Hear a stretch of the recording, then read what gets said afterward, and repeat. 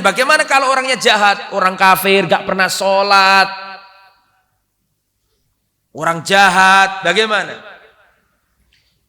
Sebelum malaikat maut datang, turunlah malaikat-malaikat berwajah hitam legam.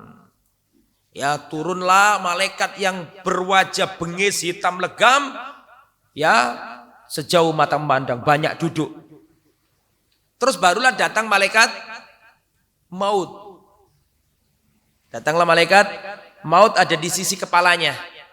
Maka malaikat maut mengatakan, ayyatuhan nafsul khabitha, wahai jiwa yang jelek, keluarlah menuju kemurkaan Allah dan kemarahan Allah. Maka dikeluarkanlah jasad itu, ya, seperti keluarnya atau ditariknya besi berduri dari kain wol yang basah. Paham? Kalau yang pertama tadi orang beriman perumpamaannya seperti air keluar dari teko, maka orang yang jahat, orang kafir itu keluarnya ruhnya seperti, perhatikan, seperti besi berduri, ya, yang ada di kain wol yang basah terus ditarik. Kira-kira sakit apa enggak sakit? Jawaban. Silakan dijawab. Berat apa enggak? Berat. Setelah itu langsung diambil sama malaikat-malaikat yang hitam legam tadi itu dengan kain yang sangat kasar dan aromanya sangat busuk sekali. Terus langsung dibawa malaikat yang hitam-hitam itu sampai ke langit pertama.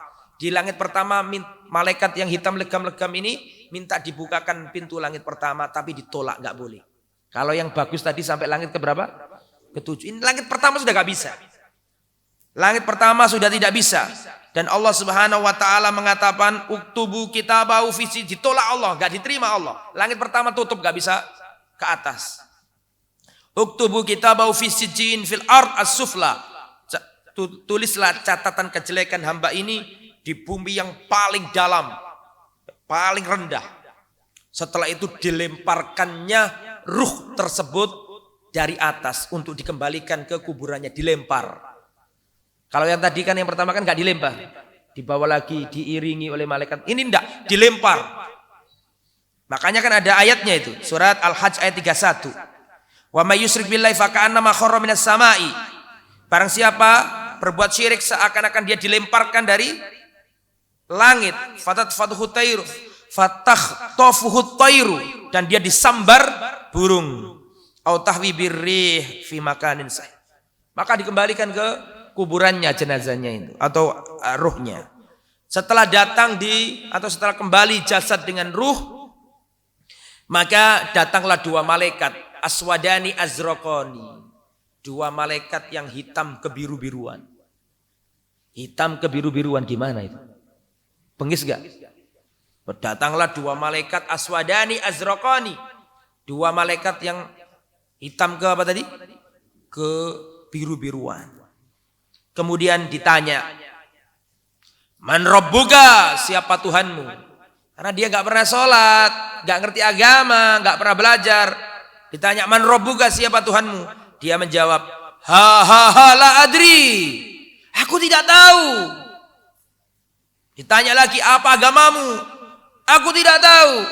Ditanya siapa laki-laki yang diutus kepadamu dulu? Nabi Muhammad maksudnya, gak tahu. Ya, maka ada suara dari langit. Hamba dia telah berdusta. Kalau yang pertama tadi kan gini. Kalau yang pertama tadi kan begini. Benarlah hambaku, kan gitu kan? Yang kedua ini enggak pakai hamba. Berdustalah dia. Enggak pakai hamba. Paham maksudnya? Makanya itulah maksud dari firman Allah, fadkhuli fi ibadi, masuklah terhadap golongan hambaku. Berarti orang kafir enggak dianggap hamba itu. Paham maksudnya ya? Kemudian dalam riwayat ketika ditanya, ya, man rabbuka, siapa Tuhanmu?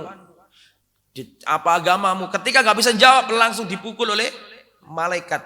Dipukul dan dia berkeping-keping menjerit. Seluruh makhluk mendengarkan jeritannya, kecuali dua makhluk nggak bisa. Apa itu? Kecuali jin dan manusia yang nggak bisa dengar. Hewan-hewan, burung bisa mendengar jeritan orang dalam kubur. Kecuali apa? jin dan manusia, nggak bisa. Dan makhluknya Allah yang terbebani syariat cuma 2. Makhluknya Allah yang terbebani syariat cuma 2.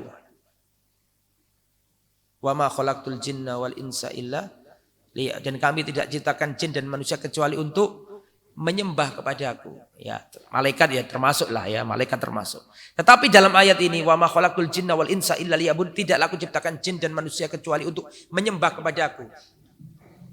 Ini bisa ditarik kesimpulan, berarti jin juga kena syariat. Jin wajib sholat, jin wajib zakat, jelas. Ini dalil bahwa tumbuhan dan hewan tidak terkena syariat karena nggak dicantumkan di sini. Bisa dipahami? Ya, baik. Kemudian ikhwatul iman, setelah itu Allah katakan kepada malaikat, buatkan tempat tidur dari neraka.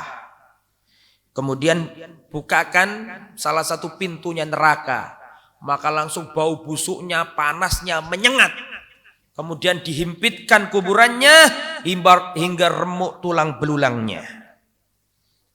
Setelah itu Allah hidupkan lagi. Pokoknya gitu, siksa namanya siksa. Terus datanglah lelaki yang jelek, wajahnya hitam, pakaiannya compang-camping, baunya busuk. Maka orang ini mengatakan, siapa Anda ini? Wajah Anda membawa kejelekan. Maka dijawab, ana amalukas sayyi. Aku adalah amal jelekmu dulu. Makanya amal lu gak bisa hilang. Hartamu di dunia balik, istrimu gak dinikahi orang lain, anakmu lupa.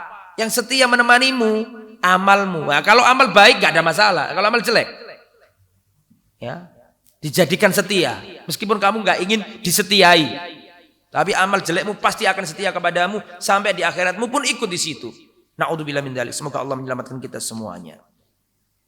Setelah itu orang yang jelek ini berdoa. Ya, ana amalukas khabis. Setelah orang tadi menjawab, aku adalah amalan jelekmu di dunia. Ana amalukal khabis. Setelah melihat kayak gini ketakutan, apalagi sudah dilihatkan bagaimana neraka yang menganga kayak gitu. Dia ketakutan dan dia berdoa. Rabbi la tuqimis sa'a. Ya Allah, jangan pernah Engkau dirikan hari kiamat ya Allah. Jadi orang baik sama orang tidak baik dua-duanya di akhirat itu berdoa. Kalau orang yang baik doanya apa? Ya Allah segerakan hari kiamat. Kalau orang yang enggak baik doanya apa? Ya Allah jangan pernah Kau datangkan hari kiamat.